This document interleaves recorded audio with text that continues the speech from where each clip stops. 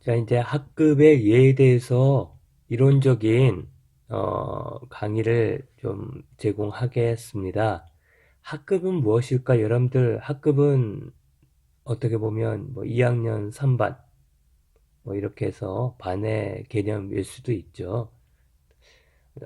학급과 교실은 차이가 있을까요?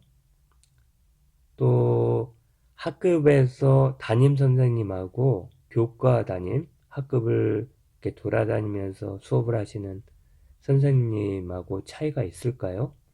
학급의 크기가 대규모 학교인 경우, 학급인 경우하고 20명 미만인 경우하고 어떤 경우가 학습 효과가 높고 학업 성취도가 좋을까요? 이런 점에 대해서 한번 살펴보도록 하겠습니다. 이번 차시에서는 학급의 의미, 유형, 특성 등에 대해 여러분들이 강의 들으면 설명할 수 있어야 합니다. 학급의 적정 규모에 대해서 설명할 수 있어야 합니다. 그럼 이해하고 여러분들이 학급이 예를 들면 30명 미만이다 있을 때는 어떠한 수업이 가능하고 이제 이런 거죠. 이러이러한 활동을 하려고 하는데 어떻게 학급을 편성하든지 학습 집단을 편성하는지 이런 것들에 대해서 좀 알 필요가 있다는 거. 그 다음에 학급 규모에 따른 교육적인 효과가 어떤 것들이 있는지에 대해서 한번 살펴볼게요.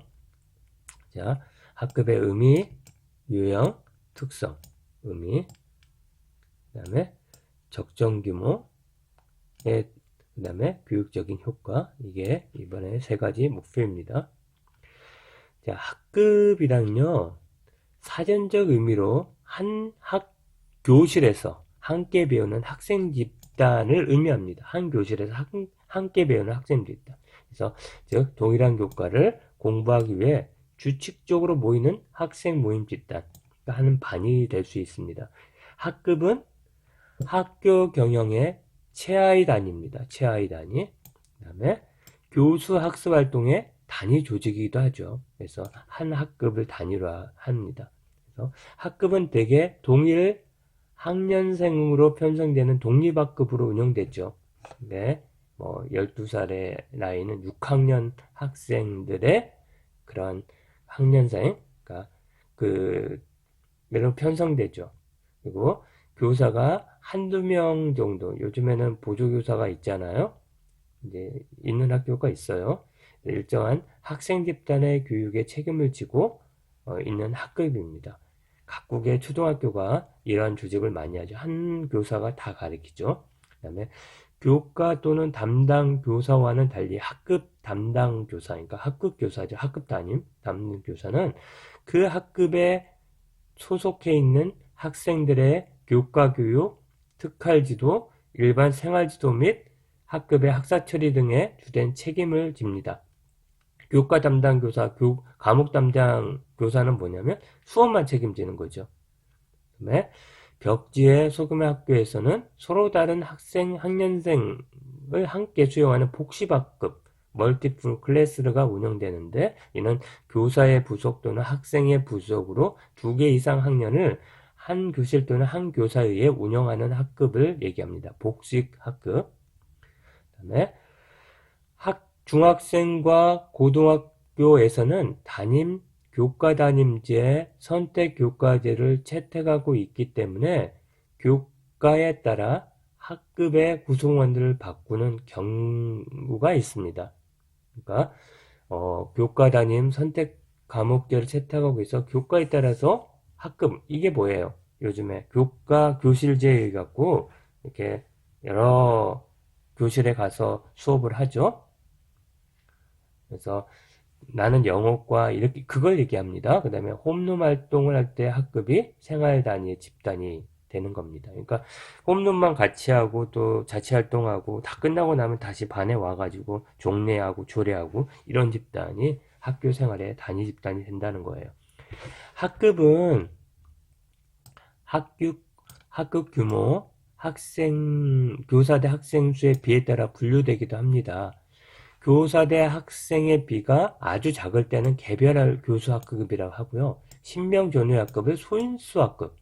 요즘에 그 고교학생 때문에 소인수학급이 이제 드러나게 되죠. 예를 들면 뭐 교육학을 배운다 하면 10명 전후에 어, 고교학점 이제 신청을 하면 이런 것들을 수인수 학급이라 합니다. 40명 이상이 된 학급을 다인수 학급. 보통 요즘에 몇 명이요? 20명에서 30명 안팎이죠. 이 정도가 적정 지금 규모라고 볼 수가 있습니다. 학급은 학급 편성에 따라 동질학급. 그러니까 예를 들면 같은 생. 그러니까 뭐 지금 2010년생 응? 이렇게 함께 모이는 그런 부분. 또 이질학급도 있어요. 그래서 동질학급은 학습 능력, 적성, 선행학습, 성격, 동기, 장래 합격, 지역, 성별, 또 나이들의 학습 관련 변인 중 어느 하나 또는 다수 기준에 비교적 비슷한 성질의 학생으로 보여 있는 겁니다. 그러니까 예를 들면 여러분 뭐 우열반이 아니더라도 그 능력별 학급 편성을 하잖아요. 이런 것들이 다 동질 학급이라고 그래요. 또 뭐 적성이 맞는 애 아니면 진로가 같은 애들끼리 만나갖고 수업하는 걸 동질학급에 하고요. 동질학급의 반대는 이질학급이에요. 이질학급. 그래서 이거는 구성원 간 성질차가 심한 집단을 말해요. 근데 우리는 지금 이질 집단으로 편성되어 있죠. 동질 집단이 아니에요. 나이만 같을 뿐이고 뭐 성별이 이렇게 성별로 있고 남자 학급, 여자 학급 나눈다 하더라도 이질 집단이라고 볼 수 있습니다. 자, 2018년에 그 관점에서 지금 초등학교는 학교당 평균 학급수가 20, 물론 도시학교가 커서 그러겠죠. 그다음 중학교는 16, 그다음에 고등학교는 24니까 평균당 학년당 한 8학급 정도, 초등학교는 한 6학급, 4학급입니까? 이 정도네요. 그다음에 중학교는 한 뭐 5학급 이렇게 학교당 평균 학생 수는 447명, 415명, 652명. 학생 수 보면 이제 학급당 20명 이하인 데가 어, 이렇게 되고 있어요. 7,397, 그 다음에 8,163실이 고등학교에 지금 학생 수의 그 학급이 지금 되어 있고요. 36 이상은 좀 적죠. 그래서 대부분이 지금 21명에서 30명 사이가 대부분의 학교에 차지한다고 보면 되겠습니다. 그 다음에 학급 규모별 학생 수를 보면 지금 소규모 학교, 지금 어떻게 보면 초등학교 같은 경우에 복식 수업이 일어날 수밖에 없죠. 이 5교, 이거 마찬가지 이렇게 보면 적어도 요 정도는 되어야 지금 학년단 하나급이 되는 겁니다. 그래서 지금 보면 제일 많은 데가 어디예요? 그래도 지금 요 이상이죠. 그러니까 어떻게 보면 한 학년당 두 학급 정도 이상이 세 학급 정도 이상이 되는 그런 부분들이 많다 이렇게 보면 되겠습니다. 자, 학급은 일반적으로 교실을 단위로 편성되지만 학급 자체가 교실이라 볼 수 없어요. 교실은 학생으로 편제된 학급을 수용하여 학습 및 강의가 이루어지는 공간을 말합니다. 학교 시설 중에서 학습 및 생활을 위하여 가장 중심적인 역할을 하는 교육활동의 장이기도 합니다. 교실이. 교실의 유형을 분류하면 보통교실, 교과교실로 구분이 되고요. 보통교실은 일반적인 교실에 우리 학급 이렇게 뭐 1학년 몇 반 이거. 그러나 특별한 실험 장치나 설피를 요하지 않는 일반 교과 수업의 대부분이 이제 이렇게 되어 있죠. 일상적 학교 생활의 거점이 되기도 합니다. 반면 교과 교실은요. 학생 중심이 아닌 교과 중심이에요. 예를 들면 과학실이나 악기를 준비해 놓고 하는 음악실, 과학실 이런 거. 그다음에 영어나 국어나 일반 교과에도 전용 교실이 이제 마련되고 교과 교실이 운영이 되죠. 최근에는 학생들이 교과별로 특성화된 전용 교실로 이동해 수업을 받는 방식인 교과 교실제가 운영되고 있습니다. 자, 그다음에 학급의 특성. 이 조직은 이제 학급이라 할 때 한 단위로서 이제 조직적인 개념이야. 일정한 목적을 가지고 수행해야 할 일정한 가업이 있잖아요. 학급도 마찬가지란 겁니다. 그래서 일정한 지위와 역할이 있어. 학급 내에서도 반장이 있고 여러 가지 부장들이 있고 하잖아요. 그래서 학급의 목표나 이런 것들을 달성하기 위해서 집단적으로 활동하는 모임이라고 볼 수 있습니다. 이처럼 특정한 지위와 역할로 구조화된 구성원이 상호작용하면서 공동의 목표 달성을 위해 노력하는 특성을 가지고 있고, 학급은 목표 달성을 위해 특정 연령층의 학생들로 구성되며 수업과 생활지도를 제공하는 모임이기도 하고, 상호작용하면서 공동의 어떠한 그 일체감이나 어떤 학급의 목표를 달성해 가는 곳이다 라고 보면 되겠습니다. 자, 학급의 특성.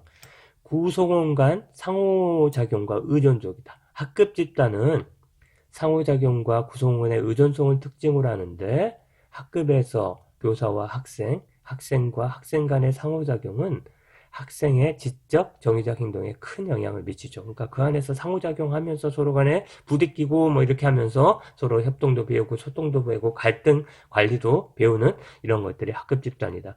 그 다음에 급부 간 친밀성.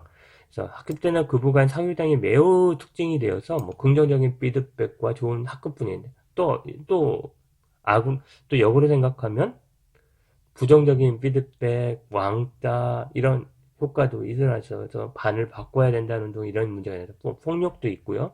여러 가지 그런 측면들. 자, 그 다음에 공동 목표 추구. 학급 집단은 공동 목표를 수행하는 집단으로, 학급에서는 학급 공동의 학습 목표가 추구되고 또 소집단이나 학생 각자의 목표를 추구합니다. 공동 목표 추구. 그 다음에 사회적 구조 형성이에요.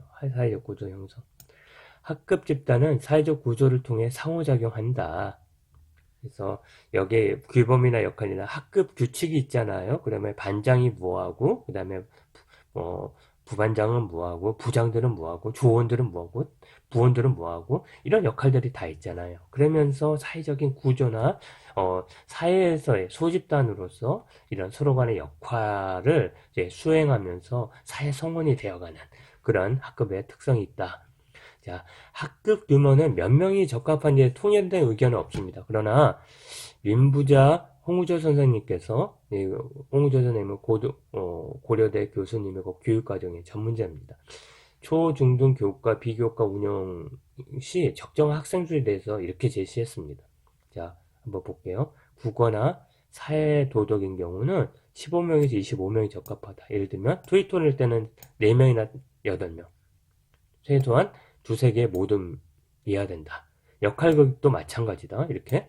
그 다음에 또 조사활동하게 되면 4명에서 6명 사이 두세 개의 모둠이 있어야 최소한 교육활동이 이루어진다. 모의의 활동들 같은 경우는 최소 10명 이상이 돼야 되니까 이런 활동들을 내면 10명 이상이 돼야 된다는 거죠. 그 다음에 역할극. 그 다음에 수학에서는 모둠 활동을 하게 되면 4명이 돼야 된다는 거예요. 그래서 두세 개 모듈이 돼야지만 뭔가 이루어질 수 있다는 거예요. 그 다음에 실험활동도 4명에서 6명, 실기도 6명, 이렇게 최소 이런 기준들을 마련해. 예를 들면 중청을 하려고 그러면 파트별로 1명씩은 필요해. 최소한 6명에서 10명은 필요하다는 거예요. 합주도 마찬가지고 학기별로 있어야 돼. 그런데 몇 명밖에 안 돼. 어떻게 돼요? 네, 채용 영어도 참고해 보시고 창의적 활동도 마찬가지야. 최소한 동아리 활동은 4, 5명이 돼야 된다는 거예요. 네, 봉사활동은 1인 이상이 가능하다.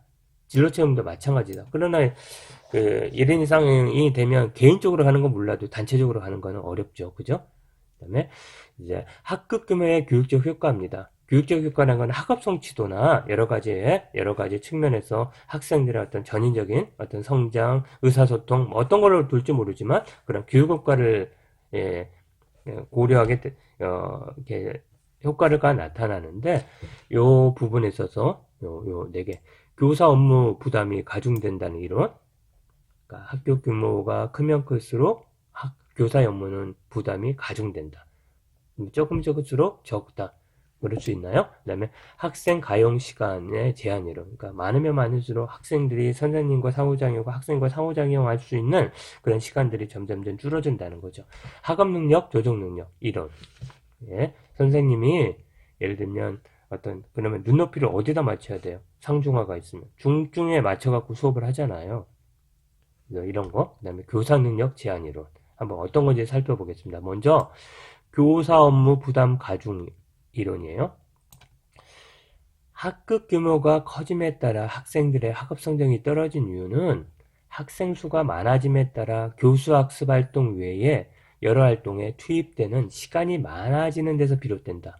그러니까 그래서 학교 규모가 작아지면 학생들의 출석 상황 점검, 학습 자료 분배 및 회수, 학생들의 이해도 측정, 학생들의 적은 시간이 활용되기 때문에 교수 활동에 많은 시간을 활용할 수 있다는 거죠.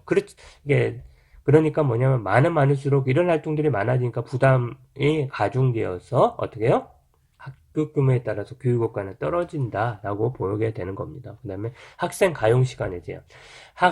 학급당 학생이 한 명씩 증감에 따라 갖고 추가된 학생이 교사 및 동료 학습에 접속하는 데 필요한 추가 시간이 전체 학습량을 축소하게 되기 때문에 결과적으로 학급 토의나 결론을 도출한다거나 중요한 이슈를 한다거나 여러 가지 어떤 활동들을 할 때 이렇게 가용 시간이 제한되니까 교육적인 효과는 떨어질 수밖에 없다. 이 일은 학급당 학생이 추가됨에 따라 교사와 학생 간 그리고 학생과 학생 간의 상호 집단이 늘어나게 되니까 학습의 효과가 여러분들 높아지나요?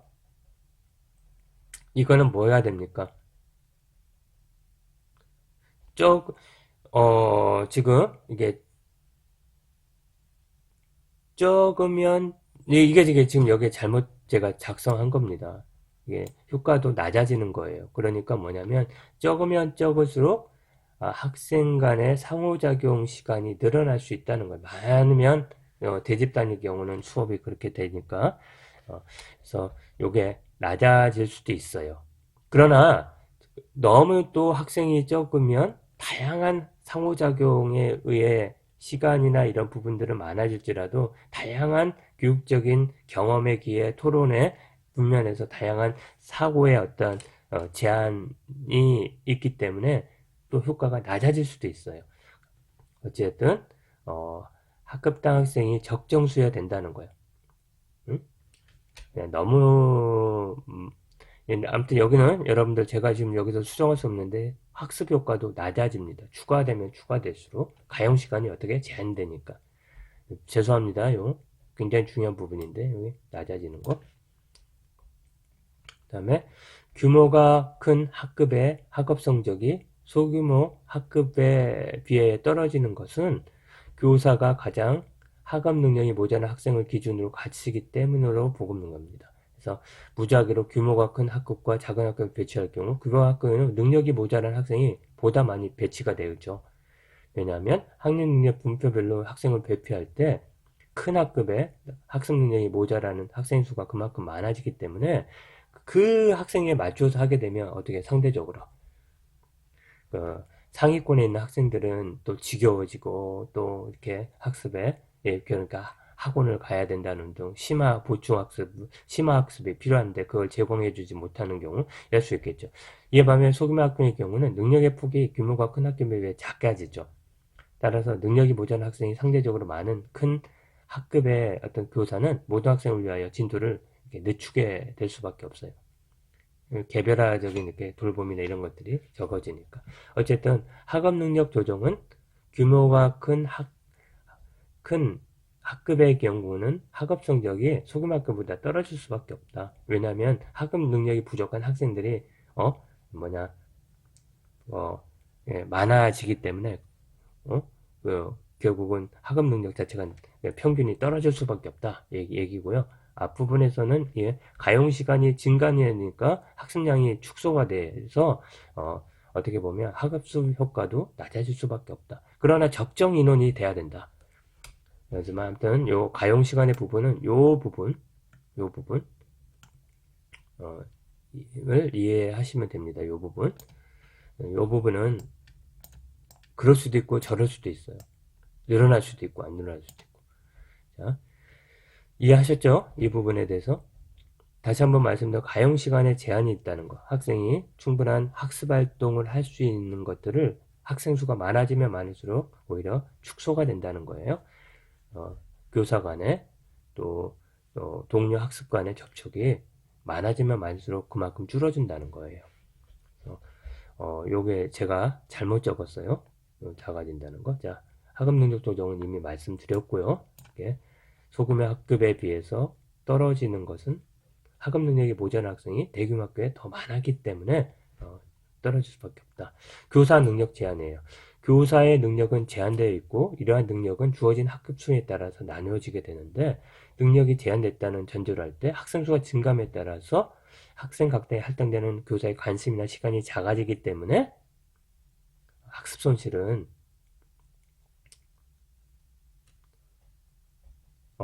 어떻게 보면 굉장히 그 저거 커지죠. 응? 20명이 1명이 추가되기에 비하여 훨씬 크다는 거죠. 그러니까 자, 봐봐요. 10명인 경우 학생당 총 능력은 10분의 1 분배받게 되고 25명 이렇게 받게 되죠. 그래서 10명인 학교 1명 추가된 학급 손실은 20억배에 비해 훨씬 크죠.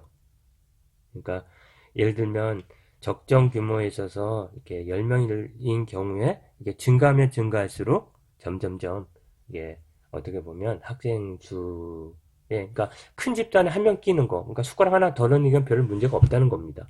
그러나 어느 정도 적정 인원인데 거기에 뭐 두세 명이 들어와 있으면 상당히 크게 이게 된다는 거예요. 그렇기 때문에 규모가 커질수록 학습 손실은 뭐 이 경우는 오히려 그 점점점 적어진다. 그런데 이게 말이 안 되는 것 같아요. 저는 개인적으로 그렇게 생각합니다. 그래서 그렇지만 아무튼 그 원리는 이해하셨죠? 그래서 여러분들은 만약에 제가 이거에 대해서 설명하라고 하면 여기까지만 교사는 제한이 있기 때문에 학생에 따라 나눠지게 된다. 그래서 작아지기 마련이다. 여기까지 교사의 관심 시간은 작아지게 마련이다. 그러니까 다인수학급인 경우는 원래부터 적게 이런 교사 능력이 제한됐는데 그런데 뭐 1명 추가해봐야 별로 없다 이런 얘기입니다. 그래서 뭐 어떤 의미인지 잘 이해하셨죠? 그다음에 자 학급 규모에 따른 교육 효과에 대한 경험적인 증가 이제 다양한 이제 연구자들이 뭐 이렇게 제시를 하고 있습니다. 교사들은 능률적이고 효과적인 학급 관리 및 생활지도, 수업 지도를 가능하게 하는 물리적 조건이라고 인식하는 경향이 많은 반면 학생들은 친구들과 더 친밀하게 지낼 수 있고 선생님과 유대감 증가, 수업, 학급 운영 등의 참여가 될 수 있다고 생각합니다. 그러니까 뭐 이렇게 학급 규모가 크더라도 선생님과 학생들의 생각은 좀 다를 수 있다는 거 생각이고요. 그다음에 학급 규모는 학생과 상호작용의 양의 질에 영향을 미치고 학생들은 교사에 대해 높은 신뢰감을 갖는다. 그 다음에 학생 수가 너무 많은 경우 교사들이 사기와 열의가 낮고 생활지도와 관련된 효능이 낮아질 수 있다. 소규모 학교에서 읽기나 수학 같은 교과 학업 성취의 효과는 높다. 소규모 학급의 학생들은 대규모 학생들보다 불만이 적고 더 긍정적인 감정을 갖는다. 학급 규모는 학습 집단의 다양화, 개인 학생 개개인의 교육관계나 가정 환경의 파악 이런 것들이 온화해질 수 있다라고 제시합니다. 자, 수고하셨습니다.